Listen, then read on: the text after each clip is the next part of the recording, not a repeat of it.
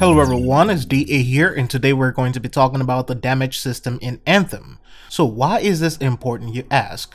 Well, in any game where enemy scaling exists, where you have high level content, raw damage will stop being too effective. So we have to look at the physical, elemental, and the critical damage. Of course, critical damage is quite explanatory. Physical damage is also explanatory, but when it comes to elemental damage, we have to look at what they actually do. And as a lot of you already know from experiences with other games, elemental damage factors a lot when it comes to high level content. There are 4 known elements. There is acid, electric, fire, and frost damage. Acid damage is your debuff damage type.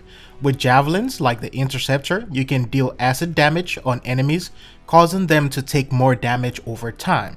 This can also be beneficial when fighting bosses, elites, or your major targets. Electric damage is more so on the stun and stagger effect. Enemies under the electric damage type will take damage but will also be stunned. This can be used against certain bosses or in most cases used against multiple targets to basically stop them from interfering with your DPS. Fire damage is an element that deals damage over time.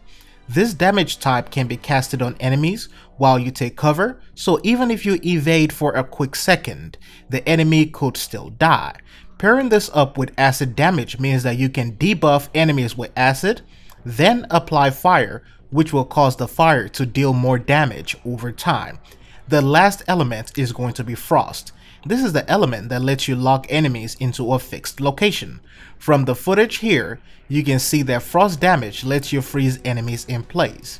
If you are trying to apply other status effects but it is a little bit harder to do because the enemies keep moving, then you can stun adds with the electric damage, freeze the target with the frost damage, apply acid for debuff, then cast fire to incinerate your target.